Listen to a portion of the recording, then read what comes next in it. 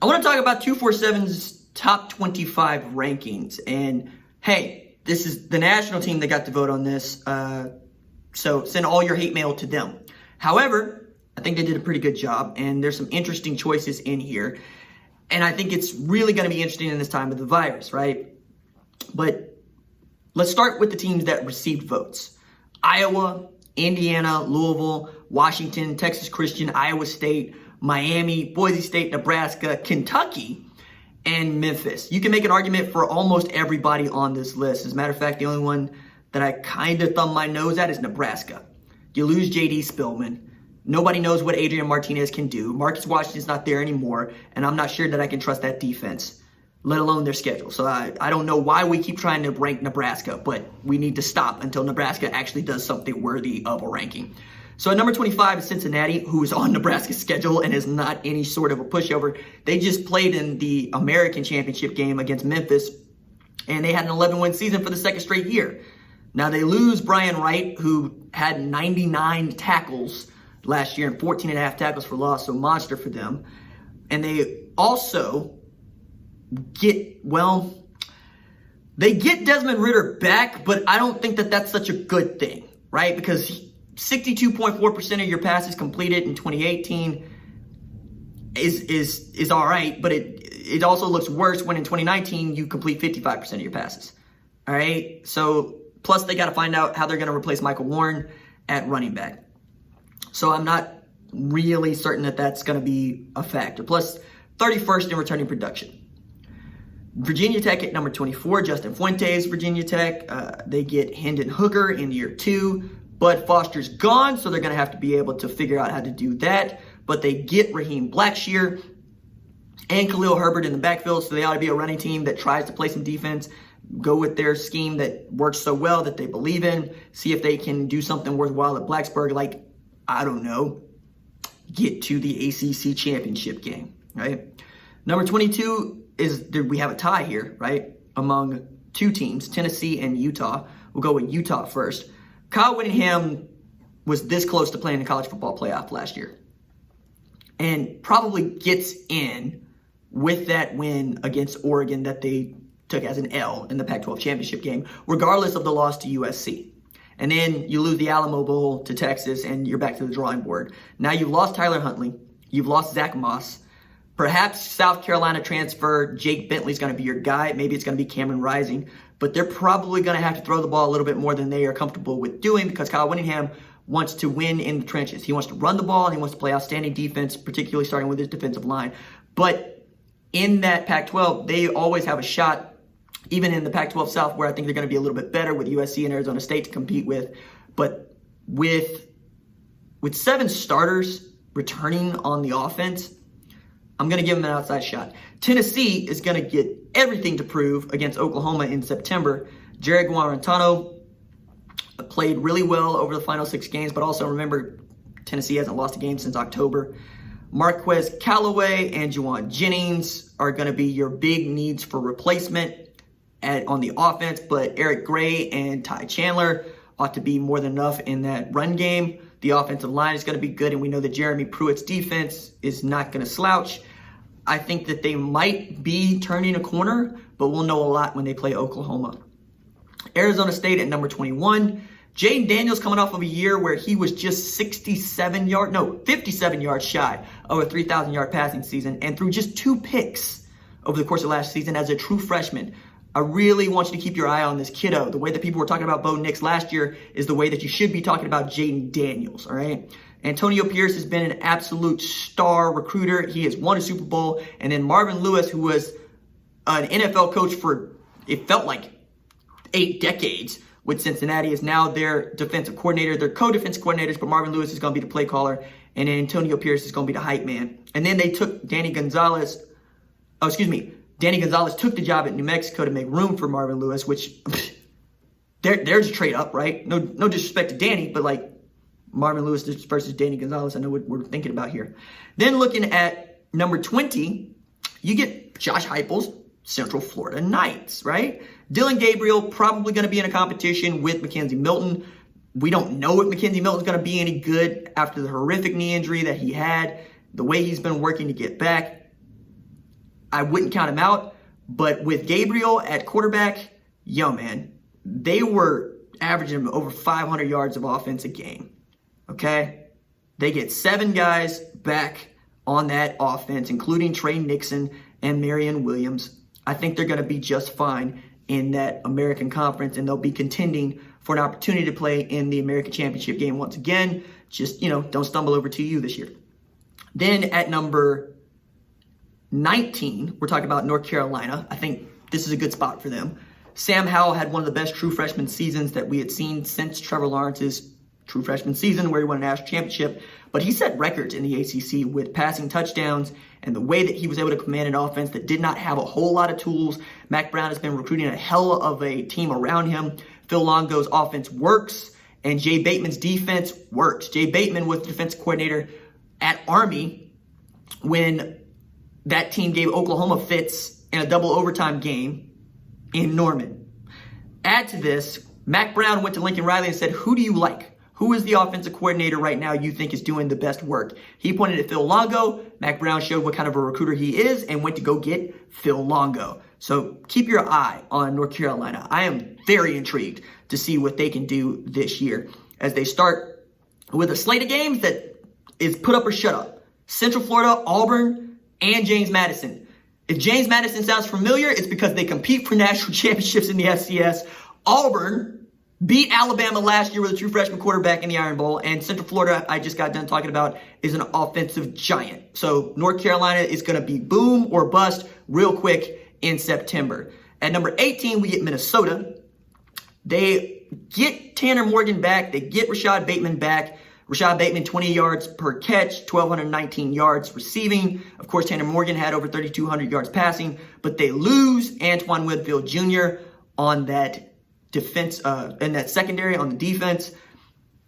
I just, you could beat Iowa, you could beat Nebraska, you can beat Purdue. I just don't see you beating Wisconsin, and that's what happened last year, right? I'm okay with this ranking right now because they have the talent to be in the Big Ten championship game, if not the talent to win it. But right now, that's all they are, right? And matter of fact, I might end up flipping North Carolina and Minnesota there. At number 17, Jim Harbaugh's Michigan, who outside of playing basically like the last 2 games of the season and really Ohio State has been good. Like I found this stat to be really good from 247.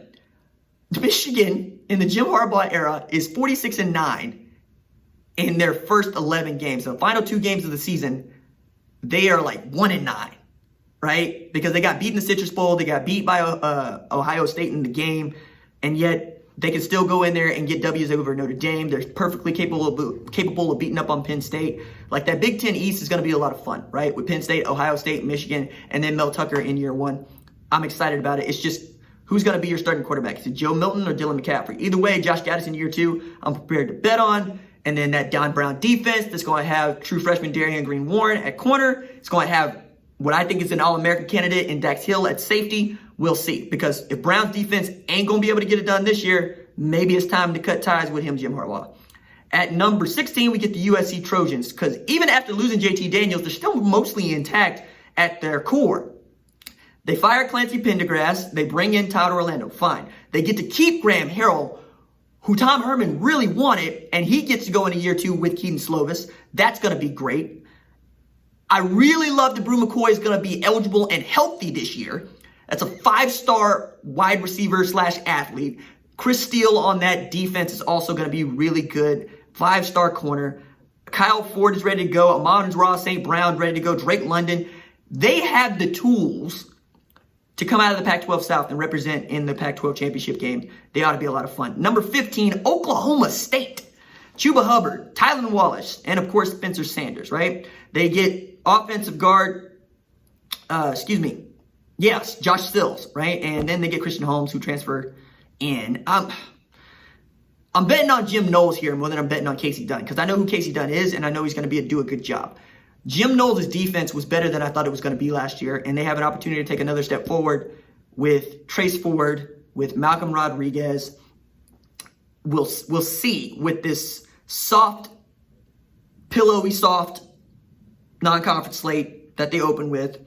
Oregon State comes to Stillwater. They get Tulsa and Stillwater. They get Western Illinois. They ought to be 3-0. And Chuba Hubbard ought to rush for 1,000 yards in the first 3 games. It's just how it should be. So perhaps they'll be a top 10 team by the time Bedlam comes around, and that would be fun.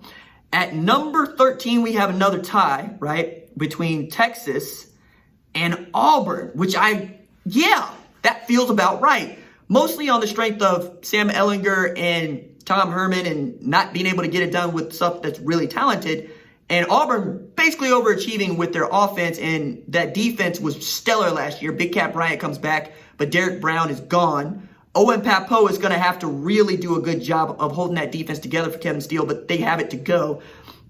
And I've talked at length about Texas and how I think it's the most talented team that they've had in a decade. How many carries did Bijan Robinson get? How good are they at protecting Sam Ehlinger? How good is Sam Ehlinger at pushing the football down the field?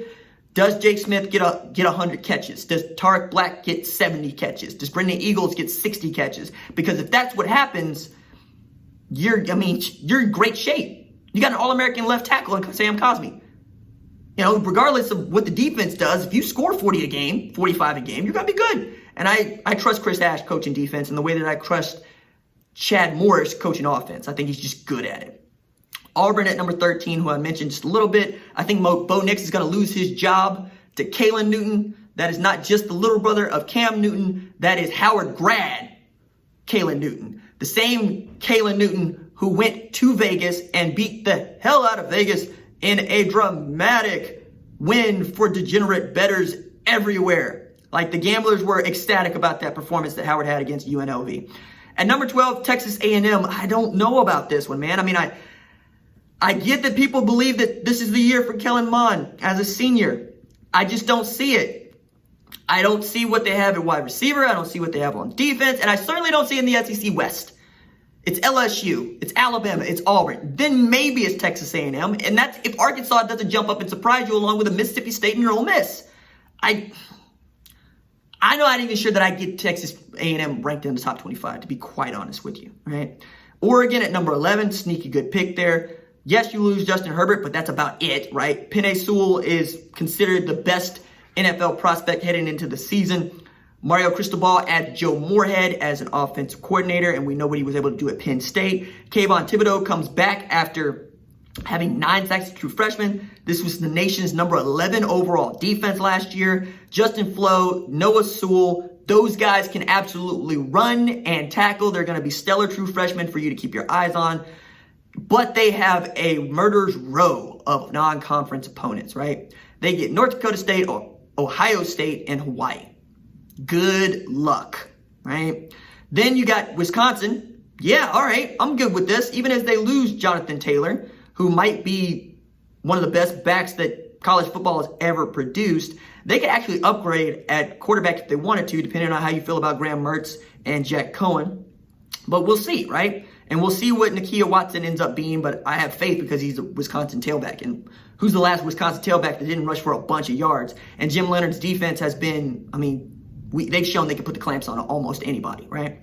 Then at number 9, talk about LSU, right? I'm not here for that. I'm not. I don't think they're a top 10 team. Not with Miles Brennan, who hasn't done much of anything, following Joe Burrow, who had the best passing season in college football history. I just don't see it. You get Jamar Chase back, cool. You get Terrace Marshall back, cool. Might be one of the most slept-on wide receivers in the country, even though I've always thought he was pretty good. He was higher rated than Jamar Chase and Justin Jefferson. But it's really Bo Pelini's defense, and how are they going to really react to that 4-3?